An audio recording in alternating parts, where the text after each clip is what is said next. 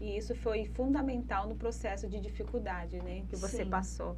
E como que foi a questão do quando você recebeu assim a notícia ou o diagnóstico de que você precisaria fazer um transplante de rim? Como que foi esse processo? Quais foram os sinais? Você teve alguma doença diagnosticada antes? Como que foi? Quando eu comecei os primeiros sintomas, eu já estava em Porto Alegre, eu já não morava mais em Cuiabá. Em meados de fevereiro de 2017, eu comecei a sentir que tinha algo diferente, sabe? Eu sentia o batimento acelerado, os membros inferiores começaram a inchar, a retenção de líquido. E comecei a investigar em 2017. Procurei alguns especialistas na área da cardiologia e fiz exames, medicação, mas o inchaço continuava, né? Tive crise de pânico. Nossa. Eu ficava sem dormir, sabe? Eu sentia que tinha algo errado fisicamente. Sim. Teve uma vez que, quando eu saí de um desses médicos, que ele me passou uma medicação, eu tava tão atribulada, tão assim, fora de mim, porque eu queria saber o que estava acontecendo comigo. E aí eu saí do consultório do médico dirigindo, eu não sabia nem para onde eu tava indo. Nossa. E teve um momento que eu tava dirigindo e eu entrei num posto de gasolina para lavar o carro. E aí na hora eu pensei assim, o que eu tô fazendo aqui? Por que eu quero lavar o carro? Mas é porque já tinha fisicamente eu já não estava bem, sabe? Sim, mentalmente, e o meu corpo não respondia a algumas coisas. Sim. E aí todo 2017 eu investigando, fiz muitos exames, inclusive exames da parte urinária, ultrassom, e não aparecia nada. Meus rins estavam normais, tamanho normal, estrutura normal. Eu continuava com as minhas funções do rim, mas alguma coisa estava errado. E aí fiz ultrassom da safena para ver se tinha alguma obstrução, para ver se era um problema de circulação, enfim. Nossa. Tudo que foi necessário fazer foi feito. Até que um exame de sangue, já em 2018, um exame de sangue mostrou alteração na minha creatinina. Aparecia 1,23. Então, esse marcador foi importante. Só que na época, o médico me disse assim, muda a tua alimentação que a gente vai controlar essa creatinina. Mas eu não sabia, eu acho que é importante falar isso, né? Sim. A creatinina é um dos marcadores para verificar a função renal, né? E talvez o médico, eu também, como eu não sabia do que era isso, eu não dei essa importância, né? Para essa creatinina que estava ali já sendo alterada. Você só seguiu uma orientação médica. Exatamente. Que precisava ser feita. Exatamente. Mas eu não sabia que teria essa dimensão toda. Sim.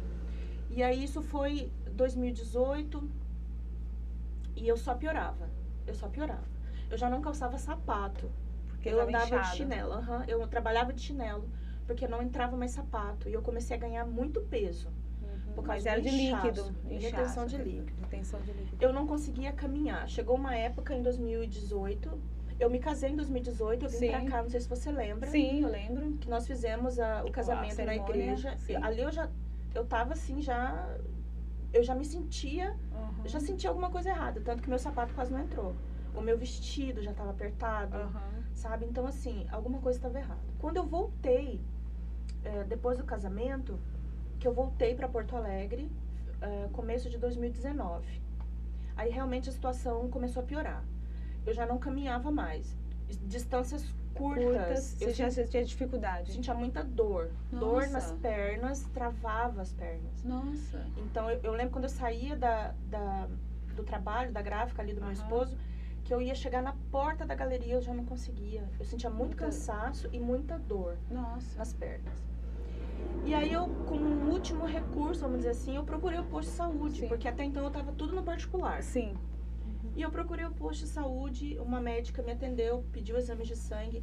A minha creatinina de 1,23 já estava 6,8. Nossa, então não estava controlada. Não estava controlada. Porque o médico tinha tido essa orientação com a alimentação, que ia voltar ao normal. Exatamente. E chegaram a explicar para você o porquê desse aumento? Até esse último exame, não.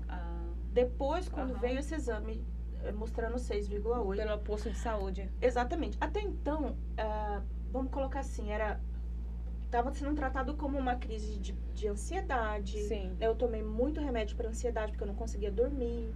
Eu tinha de noite eu tinha a impressão de que eu via as coisas, Aham. mas já era o, sabe, o É como se fosse um delírio. Exatamente, mas já Delírio. era tudo por causa da falta da função renal. Aham. Eu já estava perdendo a função renal Sim. e assim, muito rápido.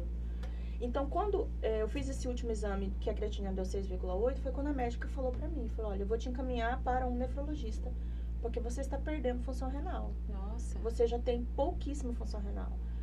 E aí foi quando ela me encaminhou para um nefrologista, e eu me lembro de entrar na clínica de nefrologia, que já era uma clínica de hemodiálise. Aham.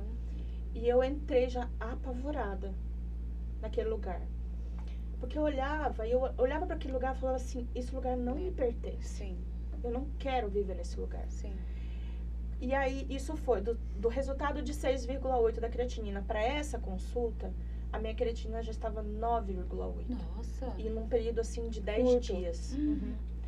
Quando a médica que me atendeu nesse consultório, nessa clínica, ela olhava os meus exames e ela olhava para mim. Ela falava assim, eu não sei como você está de Viva. pé. Eu não sei como você está viva, porque você é paciente de UTI. Misericórdia. Porque ela falou assim, eu não sei como que você está andando. Porque ela falou assim, o seu pulmão está cheio de água, porque você não Trabalha, tem o rim não mais. trabalha. Parou.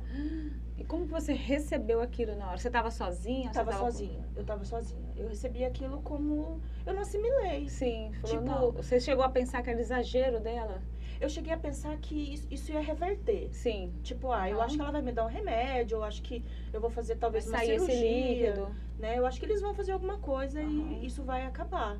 Porque eu nunca tinha ouvido falar Sim. com tanta gravidade. Né? Insuficiência renal. Exatamente. A importância que o rim tem para Sim. nós.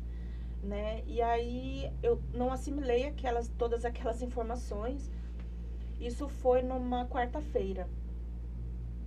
Quando foi na sexta-feira, a secretária da clínica me ligou e falou assim, doutor Matheus está te esperando lá na clínica de hemodiálise já para você passar um catéter. E aí eu tomei um susto, eu tava no trabalho e eu gelei, falei, como assim catéter? É porque você precisa dialisar. E eu não entendi o que era dialisar, era tudo muito novo para mim. Sim. E aí ela me explicou e ela viu que eu tomei aquele susto. Ela falou assim, não, vem mais cedo que aí o doutor Matheus conversa com você e tal. E aí eu fui mais cedo na clínica e conversei com o doutor Matheus. Ele falou que eu já tinha eu tinha 5% de função renal. Nossa. Se eu não dialisasse, isso foi no dia 5 de abril de 2019. Ele falou assim, dona Alessandra, se a senhora não começar a diálise hoje, a senhora não chega segunda-feira. Misericórdia. Então era algo urgente. Era urgente. Urgente. Meu Deus. Era urgente. Eu já não tinha, meus rins, eles não funcionavam mais. Eu já não tinha as minhas funções renais.